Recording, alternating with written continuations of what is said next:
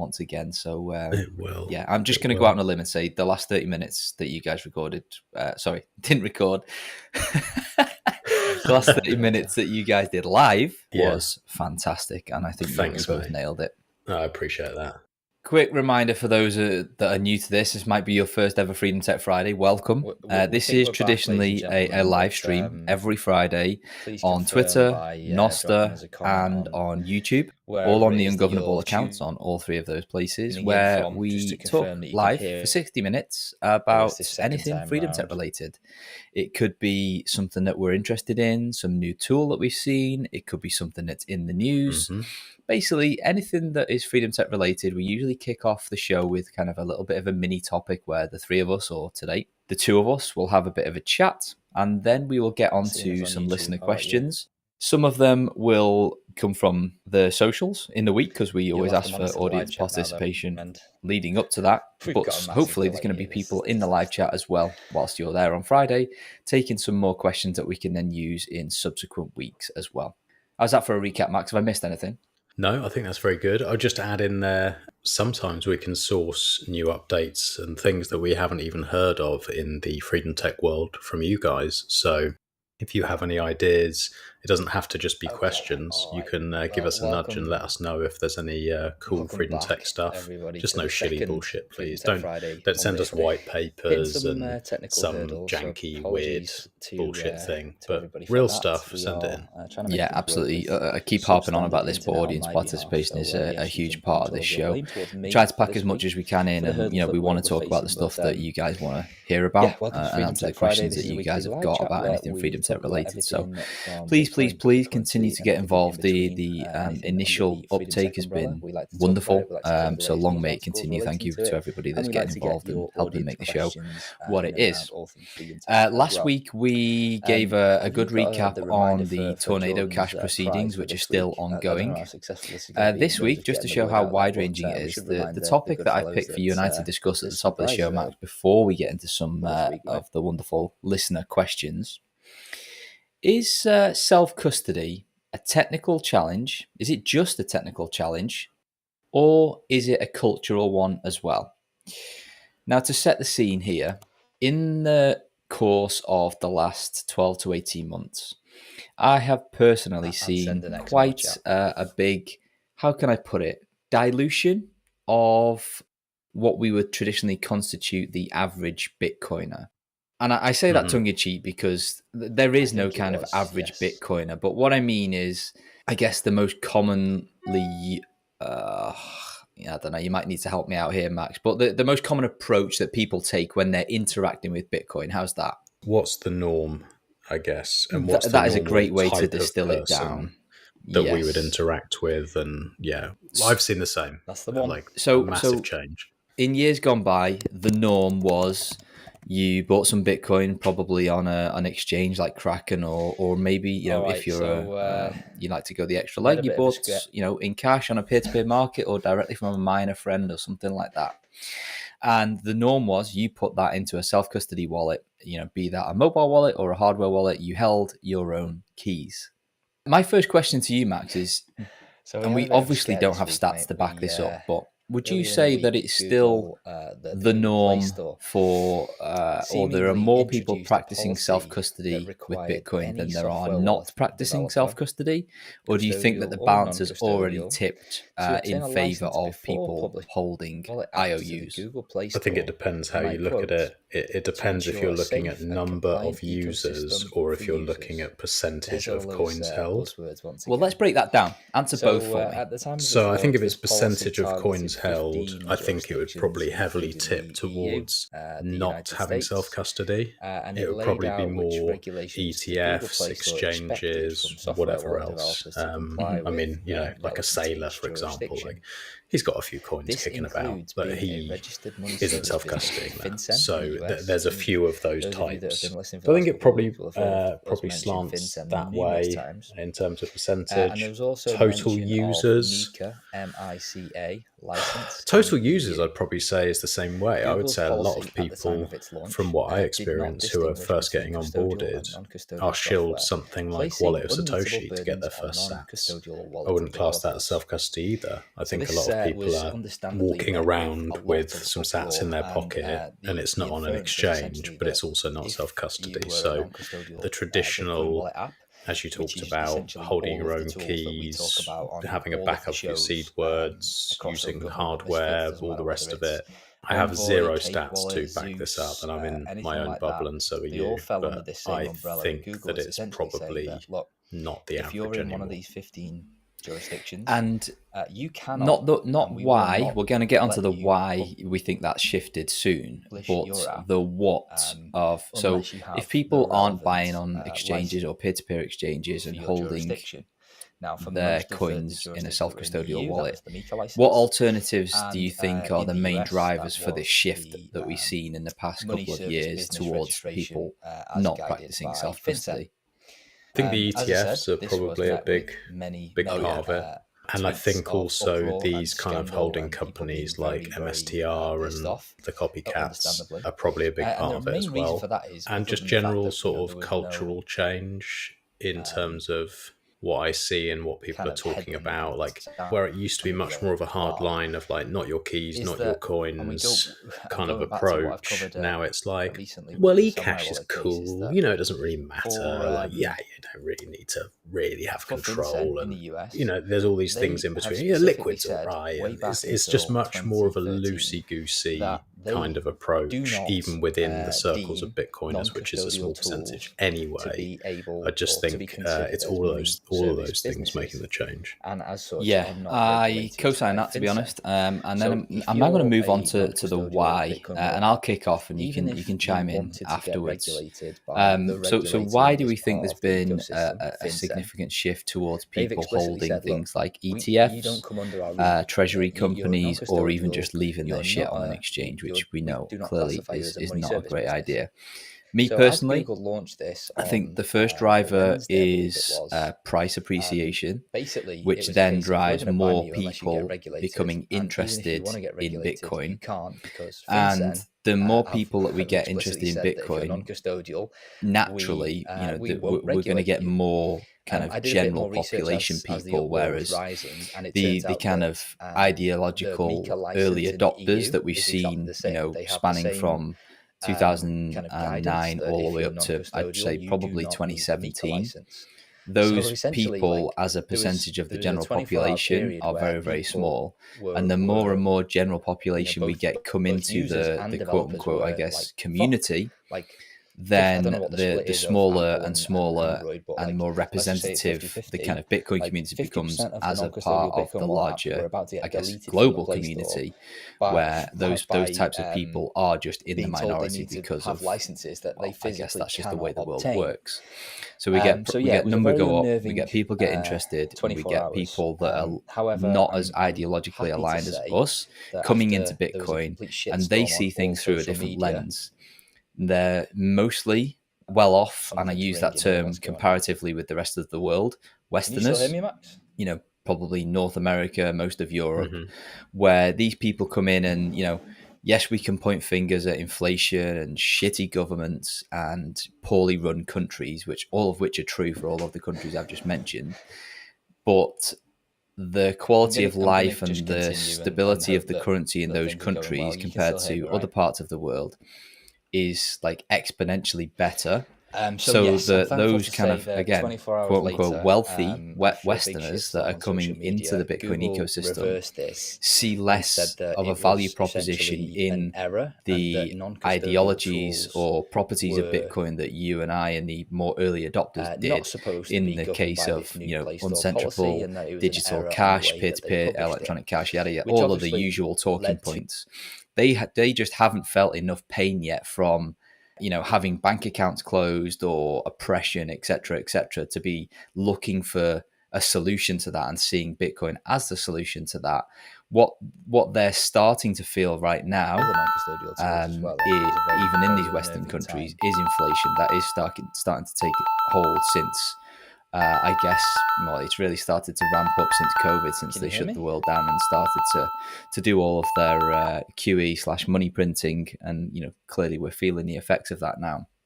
So I think that's been another driver of driving in more, I guess, what we'd call normies that would consider themselves, not on the breadline, that have some money to invest, the only need that they're feeling right now, other than the allure of number go up, is that they're starting to feel a bit of inflation. They've got less money left at the end of the month with their paycheck, and it only takes enough of us kind of ideological people to start or continue rabbiting on about inflation and some Bitcoin being a potential hedge against that, for the normies to start to take notice, because they are starting to feel that pain, and naturally you want that pain to stop, and you look for alternatives, and clearly more and more people are looking to Bitcoin for that. But I say all of that with a view of, these people are coming in and they just see it as an inflation hedge.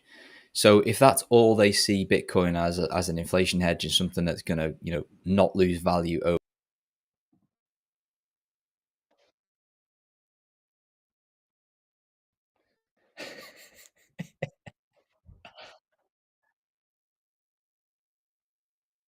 No, we didn't. We were live last week. I was in Riga. Yes.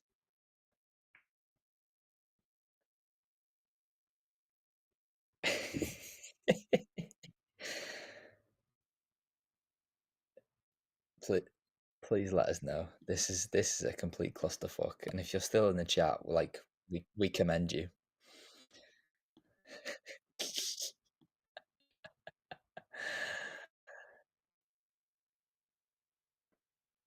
Thomas in YouTube says it's tolerable. I feel like that's a good way to describe all things ungovernable. Is we're tolerable.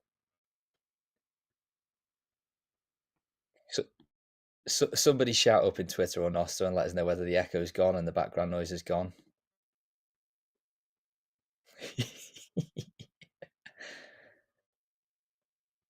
I can see Jordan sat there tearing his eyes out.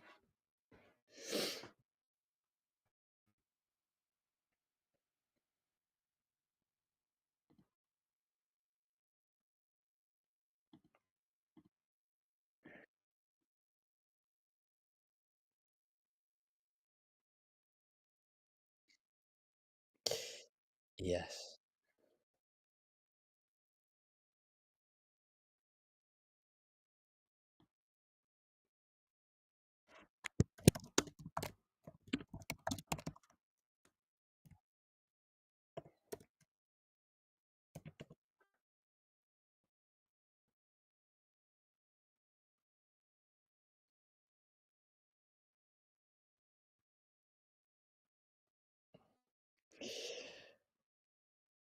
Max, we're not out the woods yet.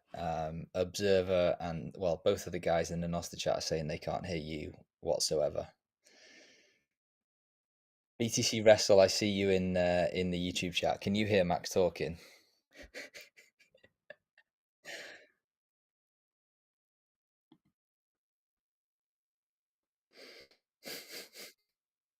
Testicle. Testicle. I don't know why you wouldn't be able to hear me. I haven't changed anything on my end.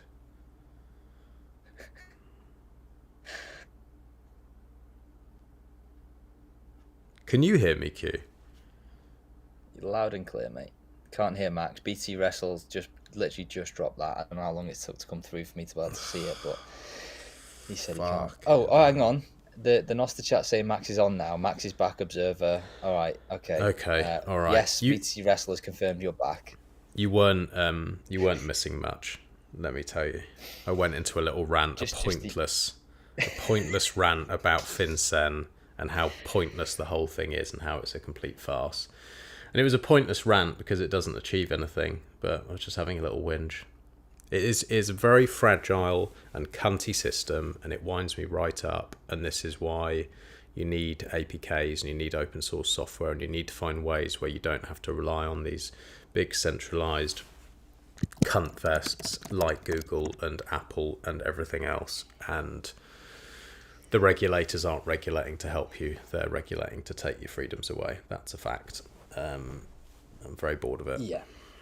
Very, very bored of it. So I I have a couple of comments around this one. The second one is around solutions that we can do a bit more of a deep dive into, and the first one, observer said, he said something about cunt, question mark. Like, even if you can't hear him, I feel like that's a pretty safe bet. Yeah.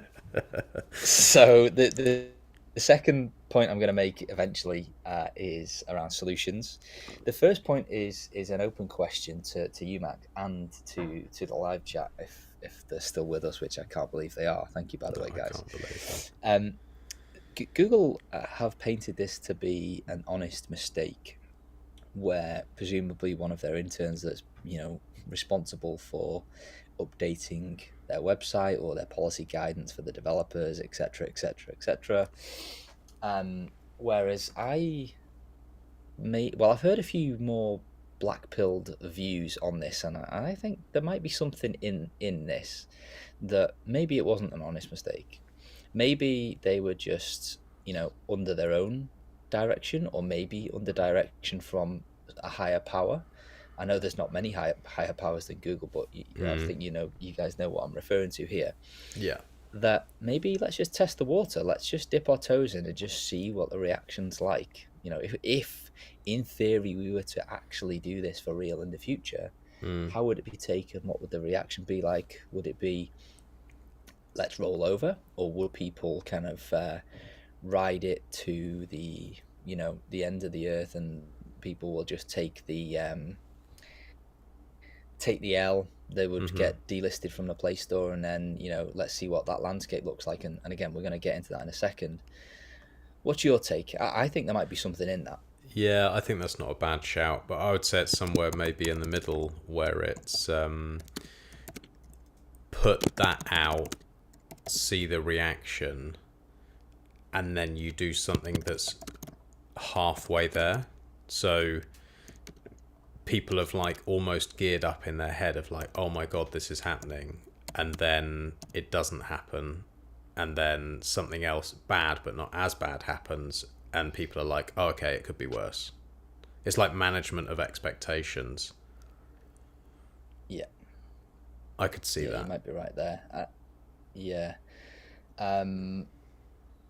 Because like if a week ago, if you'd have said to me, oh yeah, they're gonna do this, I'd be like, fuck off. No, they're not. It's like, look at the regulations. And now, like, we feel like we've had a bit of a win, when in reality we haven't really, have we? Because it was complete insanity. But the industry feels like they breathed a sigh of relief, and it's like, oh, we came out on top there. When in reality, we've just, they've pointed a gun at us. Thankfully, it didn't go off, and we're just like, oof, yeah, glad. Yeah, I won that gunfight, when we fucking didn't, did we? It was just a case of, like you correctly said at the start, it's a case of, it's a stark reminder as to how fragile the whole ecosystem is. Yeah. There's a lot of talk about anti-fragility and all this kind of stuff, but really, it is very, very fragile. And there's not many people who are using Bitcoin in a proper sovereign way, and like there's probably not even a lot of people who really care about it enough anyway. Like, they're testing the waters and seeing reactions. Maybe I'd guess it's more management of expectations before they make the next move. But it's not like most of normie world is suddenly going to be like, oh, I'm not fucking using Google anymore, or I've had enough of this, this is just too far. Like, most people wouldn't even hear about it or care. They would just carry on living their lives because they don't know what Bitcoin is. They don't have any care about it at all, and if they do, most of them are either holding on exchange or ETFs or whatever anyway. So they're dealing with a tiny percentage of the world's population, and I doubt they really care. I don't think they're going to be like worried about what we do, if I'm honest. I think that's fair to say. I want to war game this a little bit. Let's assume they didn't pull it back, and this, what happened on Wednesday is the reality now. This Google they've doubled down, and they're like, no, it's not a fucking mistake. Like, give me your license, mate. Yeah. What does that landscape look like? Like, obviously, right now, Apple users would be unaffected for now. Again, I'm going to come back to that in a second. But then we're in a situation where all of the non-custodial wallet apps that are not exchanges, which presumably will all have licenses anyway, are faced with a decision. They comply or they die in respect to the kind of the Play Store ecosystem. My bet is there will be quite a lot of wallets that will stay true to their kind of ethos, and that they will just wait until they get pulled from the Play Store, and either just rely on iOS or rely on the alternative install methods. There will probably be some that are more, I guess, normie focused, that will just relent and see that, okay, well, this is the new world now. I'm just going to have to go through the hoops and get the license. Again, all of this assumes that you actually need the license, which clearly you don't, because of the reason that FinCEN and Mika have kind of have set out. Thank you for those apps in the Nostra stream, guys. I see them coming in. Very cool. So we're going to get like a split where some get regulated, some just comply, some just take the they fall on this sword and they go all in on iOS and alternative methods. From a user perspective, Max, like in that world, I'm not willing to make the compromise and go to iOS. Like, what options have I got? Assuming that the developer of X Wallet basically still builds an Android build, but it's just not listed in the Play Store because they refuse to meet the silly regulations that have been set out. Yeah, well, I don't really see that as a massive leap, because you either already are on iOS, and in this scenario that we're painting, iOS is still, like, you're still able to use their app store, or you're using Android, in which case you can download an APK and use it. Like, there's no real difficulty there. And you're talking about users who are already running this type of software and these type of wallets, which is a very, very, very small group of people. It's not like they're not capable of doing that. It's not like you're dealing with normies. Like, if you said to, like, my auntie, I'm like, oh yeah, just go and download the APK and then, like, or do whatever. She's gonna be like, a what? Her? And she'll get all worried and not want to do it. But that's not who you're dealing with. So in that scenario, it's not really an issue in my mind, particularly. Maybe I'm missing something. Yeah, I think we say it quite flippantly. Oh, just download the APK, but there's kind of a lot more to it than that. There's knowing where to download the APK from, knowing how to verify the integrity of that APK. Like, just saying that word integrity of an APK, you've already lost 90% of Android users. Yeah. Even, and I'm talking about the ones that would actually use this software, like 90% of people ain't doing that. And for all Google Play Store and centralized app stores have their problems, like, they do that verification on your behalf, but whether you know it or not. So if you're just downloading a raw APK from a website, like, you're opening yourself over. I just had an idea. A lot more attacks. I just had an idea.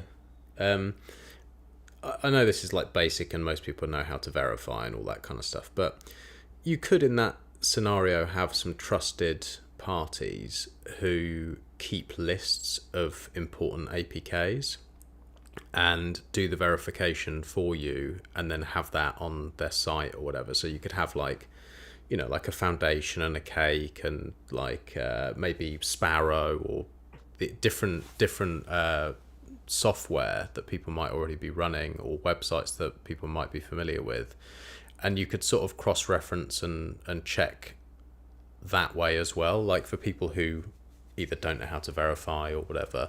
But it would just be like an extra quick little way that someone could have a trusted place to go. Yeah, I think depending on how that would be implemented, you're kind of just swapping one benevolent dictator for another one, aren't you? Well, no. You're having a bit of a choice as to who you're trusting. No, like, I'm saying, maybe, like, that each one of those companies verifies an APK, and there's a way that it checks across those websites to something that says, like, well, Foundation have given it a tick, and so's Sparrow, and so's Cake, and so's such and such, and it's like, okay, unless they're all wrong or they're all compromised, then you're cool to download this. Yeah. So do you know why I'm giggling while you're saying that? Yeah. You do know why I'm giggling? No, I don't. You probably worked out that joke okay. I told you 3 weeks ago.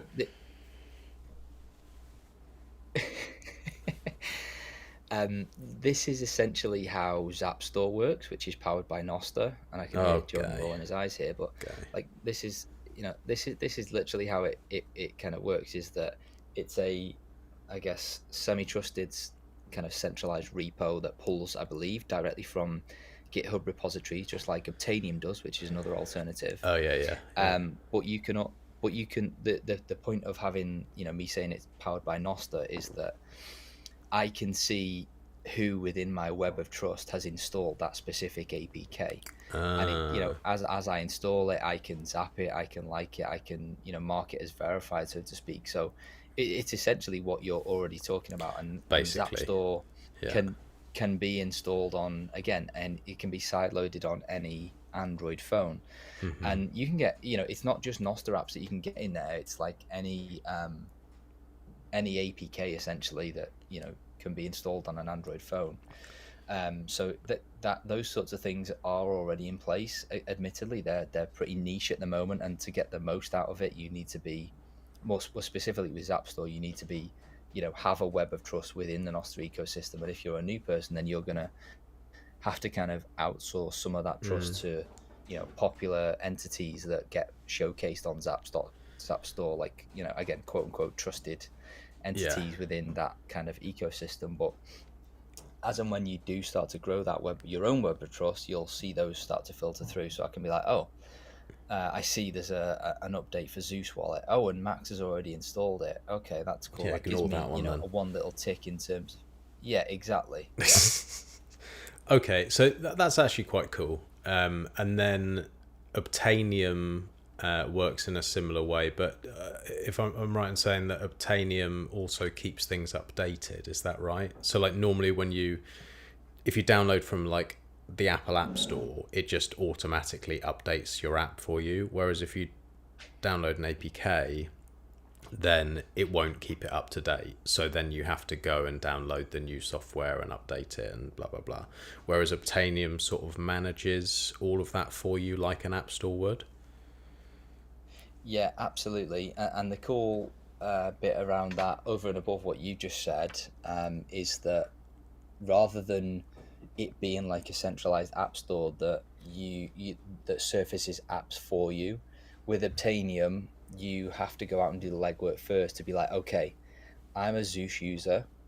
Zeus has been delisted from the Play Store, but I want to continue using Zeus and I want to continue receiving automatic updates. You do a one-time verification essentially that you've got the right Zeus GitHub repository, which you can simply verify by like cross-referencing against the Telegram chat and the main website, etc.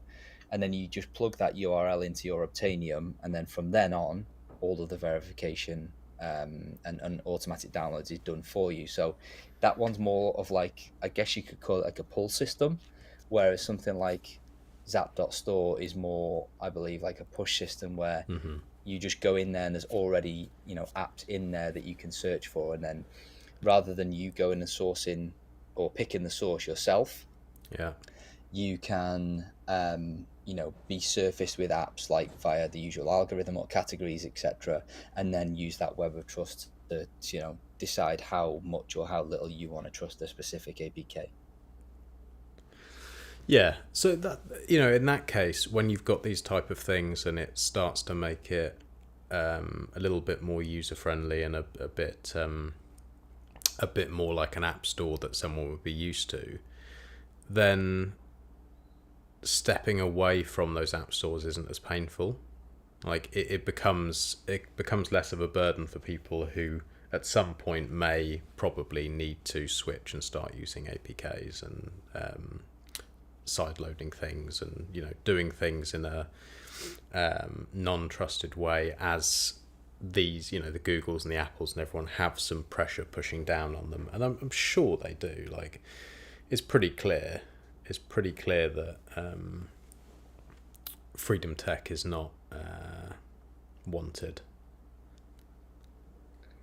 Yeah, agreed. And just quickly to cap this piece off, let's go back to the war game, right? Let's assume that the app stores are being compelled by 3-letter agencies or 6-letter agencies in terms of FinCEN. Yeah. That the regulation has now changed. Let's assume that has changed, and that they now deem non-custodial wallets to need all of this additional bullshit. So Apple and Google have rolled over, and this is now a reality. What alternatives do iOS users have? Let's assume that this thing becomes a reality. What can an iOS user, to your knowledge, what solutions do they have, if any? I don't know, to be honest. I think if it's on a MacBook or whatever, you can obviously still run programs that aren't from the App Store. But I think on a phone, unless I'm missing something, you just can't. And then I would say go and get a graphene phone, spend $100, get a used graphene phone, and just get a used Pixel and flash graphene on it, and use that. I mean, that's pretty much what I've done for all my Bitcoin stuff for the last however many years. Just if it's Bitcoin related, run it on graphene.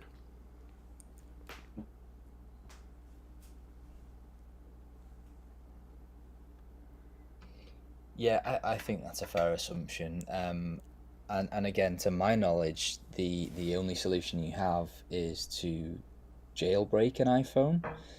I know that was more common in my younger years. I believe it's still possible, and I also believe that once you have jailbroken a phone, you can install, I think it's AAB files, which is like the iOS version of APK files, which is like the raw file. But again, then, like, talking about the words jailbreak and AAB files and manual downloads, like for the iPhone crowd, which most people, and of course by doing all that sort of stuff, you void warranties and etc. So it's like it ain't a viable solution for most people. So the summarize is like what we all expected. If you're on iOS, like, enjoy the ecosystem. I agree, it's wonderful, but like if this type of regulation does come down, then I'd rather be in the Android ecosystem to be able to, for now at least, be able to sideload APKs. An open question I have, and I was hoping Seth was going to be able to join us this week, because I know he's closer to this sort of stuff than I am, but was to do a bit of research on, like, what would it take for Google to completely just block sideloading of APKs, because that, if we go back to our war game, that would be the next natural step, wouldn't it? Yeah, probably. The Play Store and install APKs direct from people's websites or alternative app stores like the ones we've been talking about. Yeah, probably. Would you think that would still be possible if you're running, if you're running graphene? Then can they still do something because it was still, like it's still Google hardware? Is that what you're saying? Or you're talking about if you're running it just out the box with like Google operating system? Yeah, I think they're two separate steps along this dark path that we seem to potentially be heading towards. The first step, in my opinion, would be that they would just stop APK installs on like stock Android. That seems like a quick win. Again, I don't know whether they could only do that on new phones of Android. So that would be the first step, and then obviously, the next way people would get around that would be that they wouldn't run stock Android, so they'd run something like Graphene. And then, so the next kind of head that you'd need to cut off if you were Google would be to just prevent people from installing non-standard software onto your hardware. And when I say your hardware, I don't just mean Google Pixels here. I just mean anything that is geared toward running Android, which again is, most of the phone industry. Samsung, Motorola, LG, all that sort of crap. Like, it's all just running on Android or flavors of Android. So that would be the next head that you'd cut off, really. And then after that, like, what are you left with? Like, the mobile, the Freedom Tech side of the mobile ecosystem is dead. It's dust. Yeah, I mean, I guess at that point it would be, and then it would be, okay, well, you have to run things on a laptop, on a computer, run things like Sparrow or whatever. Like, you'd have to do that. I mean, it would. I mean, could you not? I know that there are like flavors. There's like, you can flash Linux onto certain phones, like different Linux operating systems and stuff. Presumably there would then be like a resurgence of work from people to develop something like that. But you're saying actually you couldn't unlock a bootloader, and you couldn't flash new software on new phones. So then I guess there'd be value in older phones, because they can't retrospectively go back and like stop it. Yeah. So suddenly these, I've got like 6 Pixels, like Pixel 3As and stuff that like they're worth nothing to sell. You'll technically be able to retire off that in a few years. Yeah, exactly. I've still kept them all because I was like, well, I don't want to throw them. Like, they might come in useful. It might be, maybe that's the point where that phone drawer that everyone has, that has like 5 or 6 phones, and like you're like, one day I'll Mazuma them or something. Like, I've still got old flip phones and slide phones and all sorts of things. Like, I've just been like, I'll just keep them. You never know. Maybe suddenly that's your retirement. That's your pension that you didn't have. Max is going to be like the kingpin of a black market phone empire.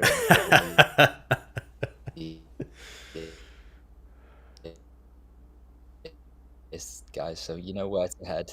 The 3A king.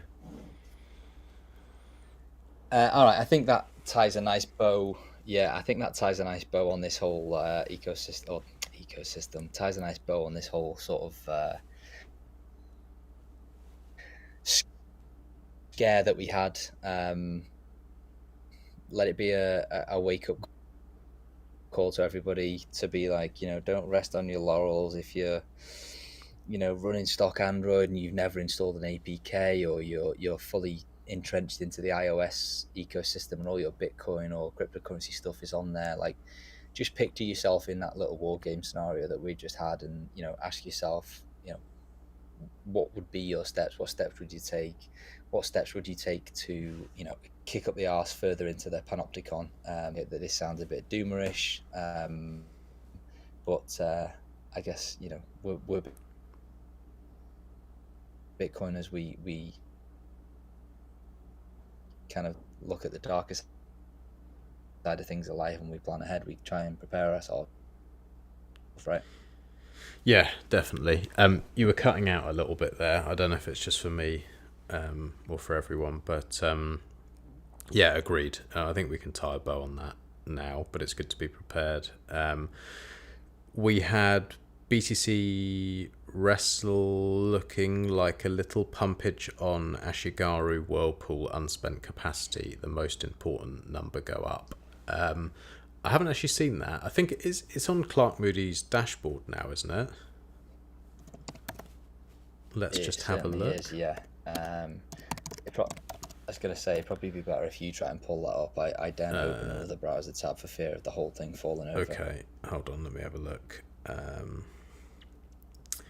Clark Moody. Let's have a look. Markets, where would it be? Supply, blockchain network, mining, transactions, Samurai Whirlpool. Where's Ashigaru? Or maybe it's just labelled as Samurai. No, it can't be, because that's 7,451. No, I'm pretty sure I've seen screenshots and it is Ashigaru. Where is it then? Am I being fucking blind? I cannot see it.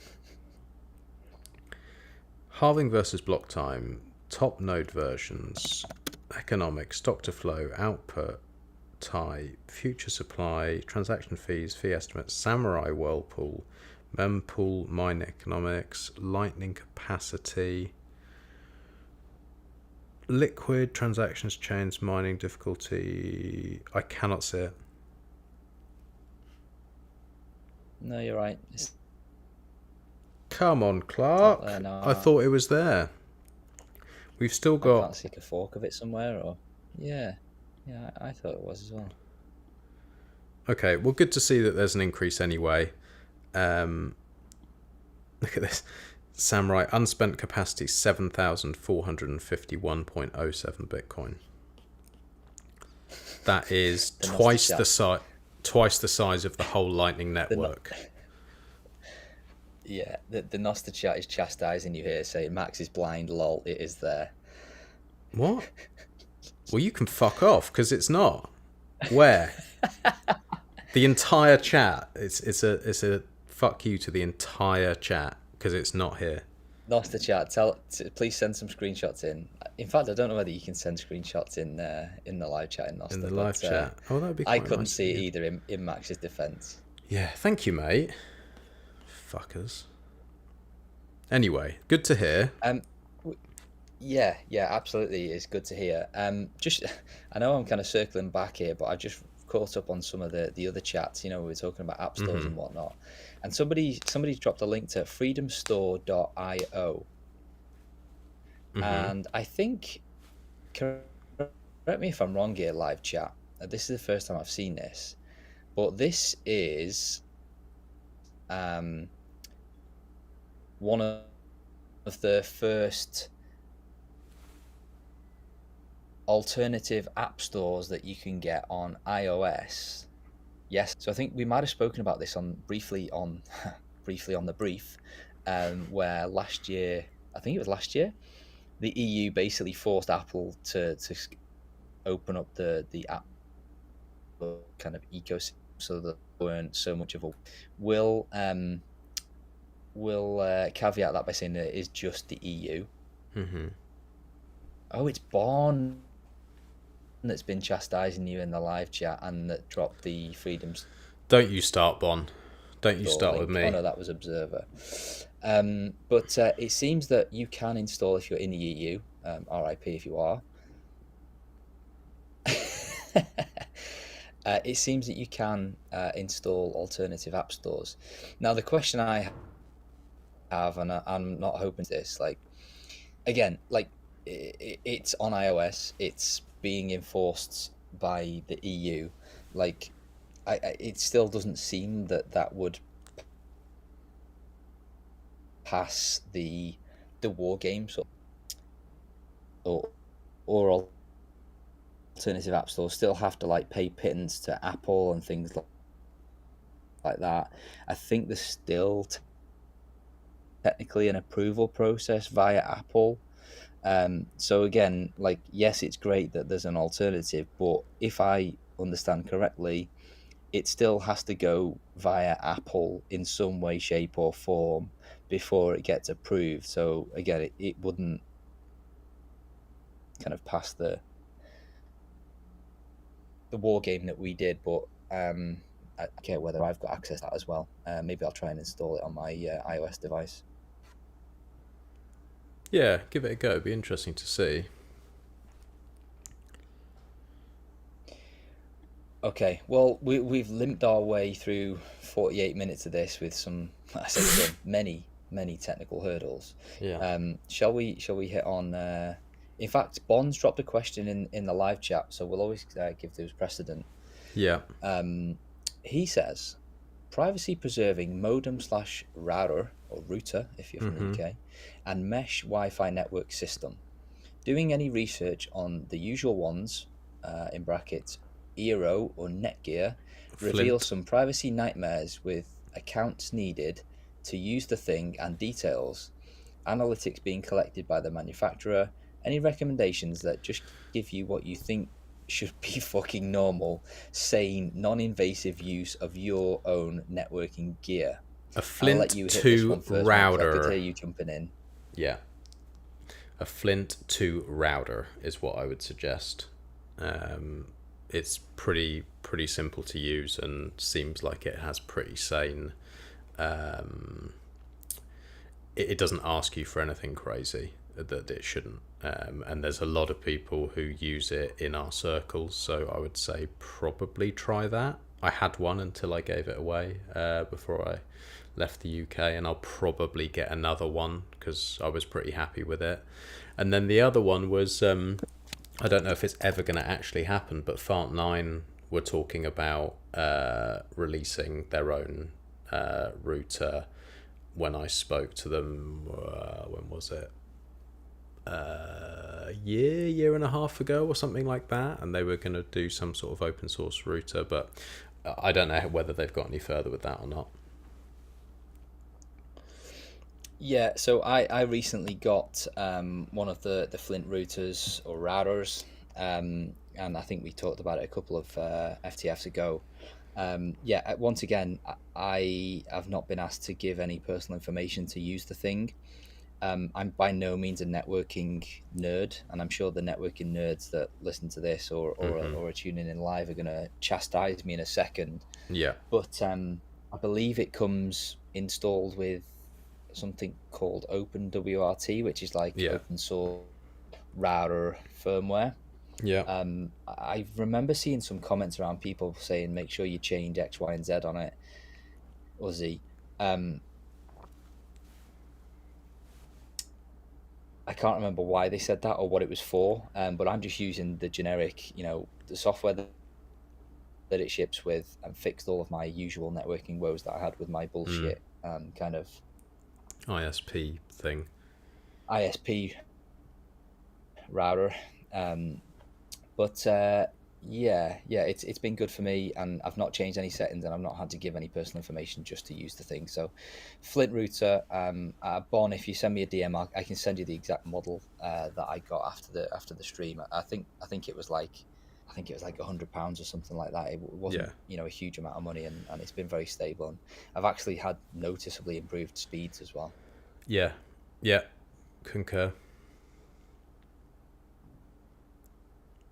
What else we got? Questions in the chat? Let me have a look through the list of our pre-submitted questions. Yeah, I'll carry on talking, Max. I know we've got a lag, so save any confusion. I'll just keep going. We've got a couple of loaded ones here, and I'm just looking at the time. What we've got 6 minutes to go.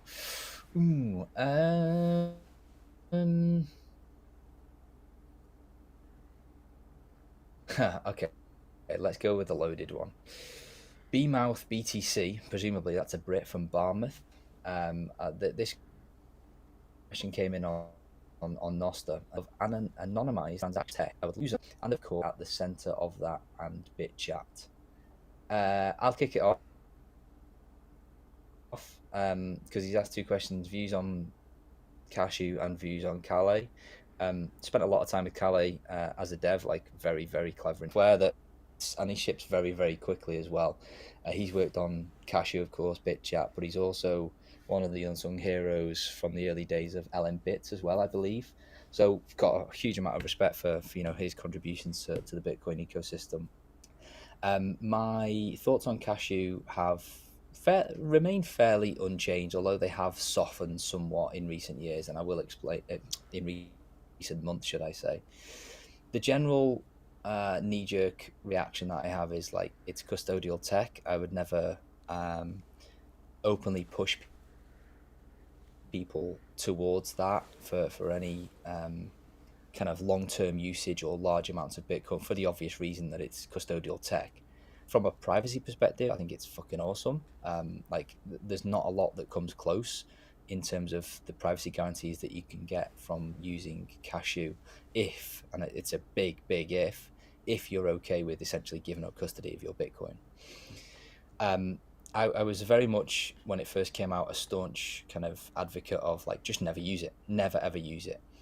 But having had recent conversations around, some of the use cases that Cashew appears to be aimed towards, there is no alternative to be able to do that in a non-custodial way. So things like onboarding people with small amounts, maybe on something like Noster, Like, there is no feasible way to kind of fix that with a air quotes better tool that's non-custodial. Like, it just doesn't exist.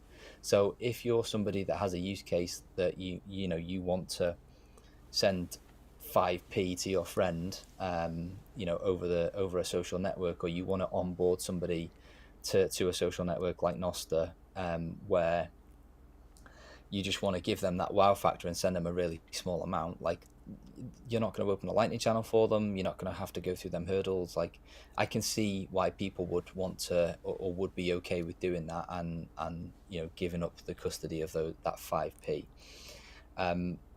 I guess the final piece to tie it off would be really, the elephant in the room around the longevity of the protocol. We've talked, the last 2 or 3 shows have basically been about open source developers getting locked up for doing stuff that the regulators doesn't like. And I think that anybody running a cashew mint is essentially a custodian, and would, the way I understand the regulations, fall under as a money transmitter, because they are literally taking control of people's Bitcoin and giving them cashew tokens in return. For that reason, I think that the cashew protocol will only ever remain niche. It will be, who in their right mind is going to put their head above the parapet as a public person and be like, yeah, I am a Bitcoin custodian, send your Bitcoins to me, I will run the mint for you. Like, nobody's going to do that. The only people that are going to do that maybe are regulated people that already have, X, Y, and Z licenses. But then you could also argue that, if you were in that position and you've got all these licenses, but you're openly interacting or operating a protocol on behalf of your users that you have zero clue what they're doing within that protocol, I could easily see how the regulators would point a finger at those people and say, like, what the fuck are you doing? You're either going to jail, or at very least, we're taking your license off you.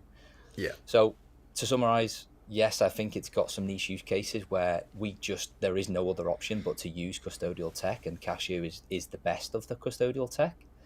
But I remain bearish on the longevity of, like, just who will run the mints, unfortunately. Yeah, I completely agree. I think we've said that since almost the very, very start of the talk around Cashew, repeatedly.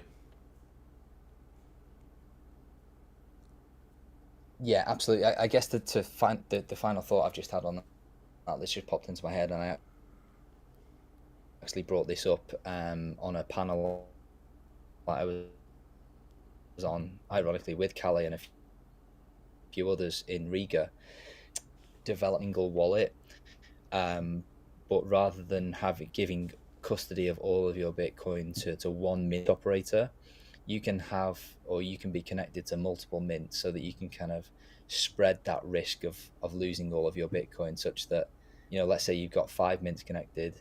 For you to lose 100% of your Bitcoin, rather than one of them just walking away with your coins, all 5 of them would have to walk away. And obviously, if one of them went rogue, you'd lose a certain percentage. So there is some mitigation to the custodial risk afoot, which is better than nothing. But the fact remains is you are giving your Bitcoin to somebody else to be able to interact with that protocol. Yep. Oof. Big boost from Bon there, just to round us out, mate. 4,200 sats. Thank you very much, you baller. Bon. And thank you to everybody in the live chat that stuck with us and interacted with us today. It's been a testing one. We got there in the end, so appreciate you, Bon, Observer, BTC Wrestle, for showing up every week and interacting and sticking with us when we're talking over one another, or in fact that we're just streaming 2 podcasts at once. We appreciate you stopping by, getting involved. I say it every week, and I'm going to say it this week as well, is that we thrive on this sort of stuff. That is the whole point of this show. We do a quick news topic that inevitably turns into a half an hour chat, and then we take your questions and we interact with you guys on all things Freedom Tech. So yeah, genuinely mean it. Thanks for getting involved, guys. Thanks for sending your zaps and your comments and your questions. It's a huge help to the show. Yeah, absolutely. And I would just add that shows true resilience. Anyone who has just sat through the last hour, congratulations. That's really anti-fragile. Well done. Indeed. Just one final comment from Observer. He said, does Max also see the Noster chat, or is he still allergic? I think he can see it. Obviously, he's welcome to log into zap.stream. I just think that he's already spinning too many plates in his head by having to deal with OBS Observer, so that would probably send him over the edge. It would. You're absolutely right. You're absolutely right. All right. Well, thank you, everyone. Listen, next week we're going to do better, aren't we? We're going to have better connection. Yeah, we are. I will actually be at HQ next week. So all being well, I'll be back onto OBS, back hosting the stream, and all things should be swimming nicely. Okay. All right. Well, we're going to love you and leave you. Stay ungovernable. We pull the plug in 5, 4, 3, 2, 1. Stay ungovernable. Right, that's saved. Now I go to OBS.